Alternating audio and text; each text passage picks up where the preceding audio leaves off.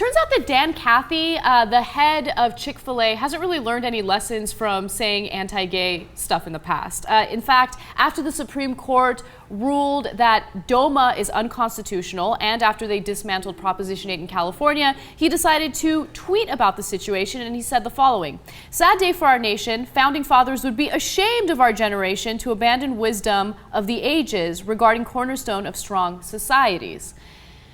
Okay, so obviously that's going to get a lot of attention, especially because Cathy has had a very bad past in terms of commenting on gay rights. If you guys can remember, back in the day, he said that he believed in the biblical definition of marriage, which is marriage between a man and a woman.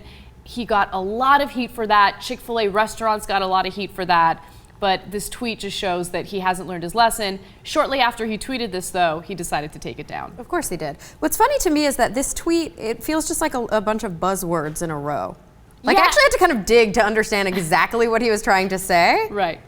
Founding fathers would be ashamed of our generation to abandon wisdom of the ages regarding the cornerstone of strong society. Obviously, that's code for a long tradition of marriage being between a man and a woman. Yeah, code for we don't want gay people to get married. We don't want them to have the same rights as straight couples. But again, I mean, how long is this tradition? Where does this wisdom come from? The cornerstone of what strong societies? Because of course, if we continue to go back, all of a sudden, the definition of marriage becomes something increasingly different. Right, exactly. And I think that our founding fathers would be happy about the fact that we have a country that believes in progress, right? In social progress. We have a country that allows people to decide what is and is not acceptable. And for a really long time, I mean, public opinion was against same-sex marriage, but that has shifted because people are now seeing it for what it is. It's a civil rights issue. People are born this way and they are supposed to enjoy the same rights, whether it's federal rights or state rights, that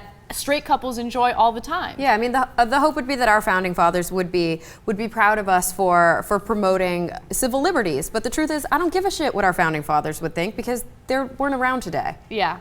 I would hope that we would be living in a culture, which after Doma went through, kind of shows us that we are in a progressive culture, that we're not living in a culture where we want to be doing things the way that people who lived almost 300 years ago would be doing those things. I mean, when you really think about how times have changed, like we have computers now, we have the internet now, there have been so many advancements in technology and society, and to constantly go back to how the founding fathers would deal with these situations, I mean, I could understand why people would do it, but you also have to keep in mind that they couldn't even fathom the things that we're going through as a country right now. Things are very, very different, even in terms of our weaponry.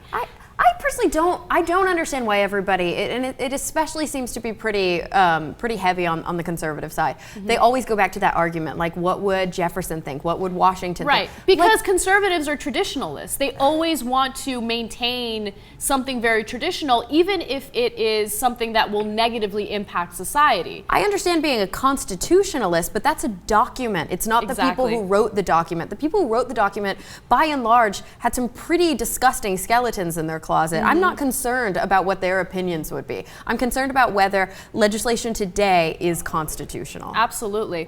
So after he sent out that tweet, of course he got some backlash. He took it down. And some representative from Chick-fil-A said the following: Cathy, like everyone in this country, has his own views. However, Chick-fil-A is focused on providing great tasting food and genuine hospitality to everyone. In regard to him taking the tweet down, they also released a statement to the Huffington Post saying the following: he realized his views didn't necessarily represent the views of all customers, restaurant owners, and employees, and didn't want to distract them from providing a great restaurant experience. Such a spokesperson thing to say, right? So what do you think about, when this story originally broke, like now it was probably over a year ago, with his original statement. Yeah, didn't you guys boycott Chick-fil-A? Yeah, I whole thing, ate the last meal. I've never eaten at Chick-fil-A. I wasn't here for the last meal. I was off that day, but I was sad that I was gone because it's really close to my apartment, and it's really good. Okay, I was going to ask you, have you boycotted it? I grew up in the South. Chick-fil-A was like a staple of our diet in Texas. No, I don't know. This is the most obvious example of something that would be easy to boycott. The problem is, I feel like once I start getting really politicized with my food, I don't know what I'm allowed to eat anymore. And that gets really frustrating for me. That's a really good point, because I remember doing stories on Target, for instance, funding anti-gay politicians, and it goes against my political views, and I wanted to boycott them, except I love Target. And they also fund schools. They're like really pro funding education. Exactly. And so sometimes, you know, a corporation has to be completely politically aligned with me for me to be able to partake. I just hate that.